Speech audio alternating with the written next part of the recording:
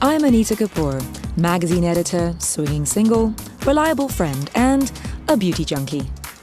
Growing up in India, land of spices, Bollywood, and hot babes, beauty is more than cosmetic. It's a lifestyle, an obsession, some say even a religion. I guess it's only natural I became part of the fashion and beauty industry. Although the glamour parties, jet-set lifestyle, and late nights at the computer hardly follow the rules of staying beautiful, do they? In the next 10 weeks, you'll have a sneak peek into my life, my madcap missions, and discover all my carefully researched beauty secrets. I actually was a beauty editor with Elle magazine, and I'd only ever done one audition ever for TV before that. So in the middle of my workday, I met you guys in the middle of Fort Canning Park, and we just met, and within like 10 minutes, we were doing an audition. And it felt like the most natural thing for me. It just felt like, wow, I think I kind of found my new home. So then I remember you guys calling me and saying, yeah, it's happening. And I think it was, I don't know, was it 10, 12, 13 episodes? And it was like, wow. And I actually really thought that I could do that and my job at the time. I had already actually moved into being an deputy editor at Harper's Bazaar. And it caused so much drama in the office, and I had to quit my job. But it was the best thing that I ever did. And it was because of Bare Beauty that I actually became a bona fide television host. Bare Beauty in itself was just something super different. You know, the not just the attention to detail, the way it was art directed. You guys moved into my house literally, and my home was a film set. And it actually changed my life because I suddenly had like green walls, and I had all this beautiful art, you know, and I had been living in this beautiful walk-up, and I had never really put color and life into it. And the show brought color and life into my world, you know. I was a newbie, I was just learning everything like this. And I remember saying to myself after all of it was over, you know, season 1, season 2, season 3, and looking back on my time, that if I hadn't met both of you, I wouldn't have understood what a really great, beautiful shot is, because it's so incredible to feel that.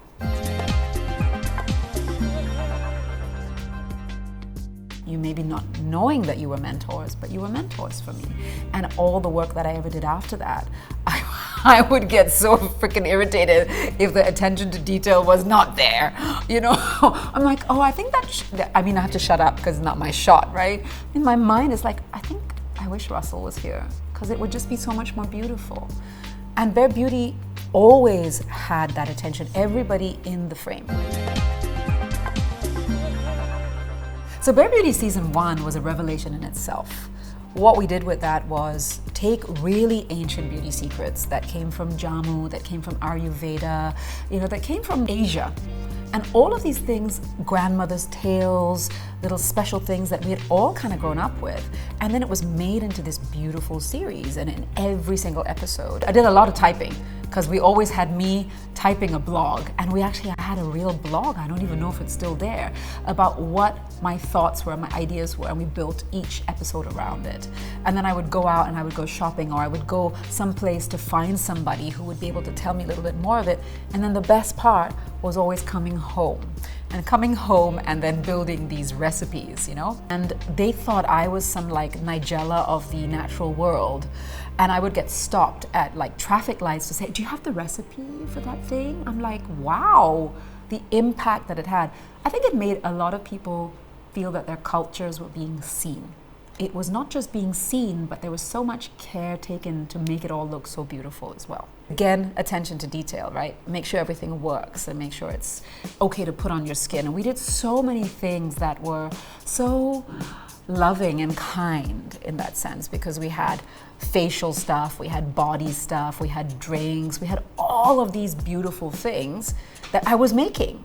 And I could put all those years that I spent in the kitchen with my mom and my grandma, I could put it all to the test. You know, and it made me feel actually quite empowered. I tell you the most memorable recipe, I think it was the final episode. It probably was season 1, maybe it was season 2. And I made this face mask or something with turmeric in it. And I had a whole bunch of people over for like the happy party scene. They all applied this turmeric, and nobody said anything about the fact that it will probably stay in your face for like half an hour. And everyone was just sitting around waiting for the moment where I could say, okay, it's time to remove the mask or whatever, you know, and then they go to the bathroom and wash, cut, and they're like, oh my God, it's still yellow, you know. That was hilarious. It was just hilarious. That really is one of my favorites, yeah, because it encapsulated everything that we were about. We'll do anything for the shot. We will also make sure it's really authentic. We have practiced this, but who knows what's gonna happen on the day itself. Yeah. I mean, like everything was edible. I remember quite often I would like eat things. I would eat it while I was sitting there. You know, I was like, oh, this is a face mask. Oh, this tastes great. And it did.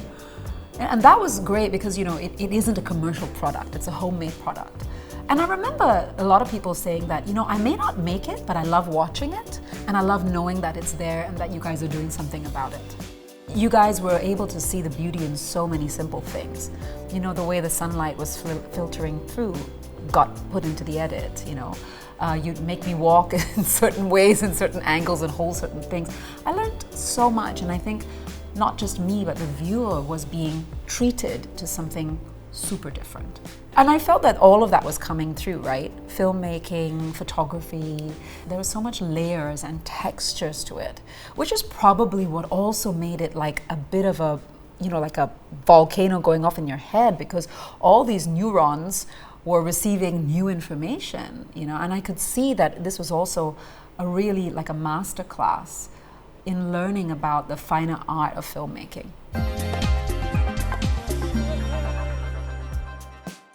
The last episode was all the way to Negombo in Sri Lanka, in this beautiful small Ayurvedic resort, which was really, really well run.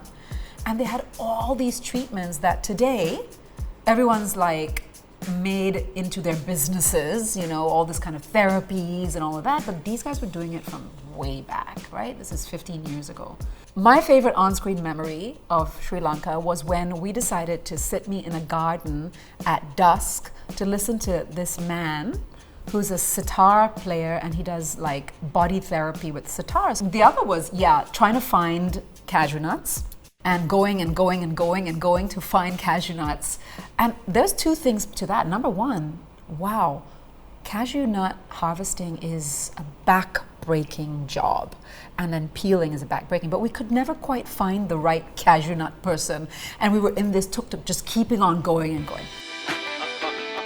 And I learned not just to be a host, I learned to be a director, I learned to be, you know, a DP, I learned all of those things because I'm learning everything, because it was such a small team and it was a stepping stone each time to something more and more. And when Bare Beauty was finished, it was a chapter of life that had actually closed. It's been like 15 years since Bare Beauty season 1. I still have people going, hey, and they still think that the show was like last month, you know? They're like, wow, you've really changed. I'm like, it was 15 years ago.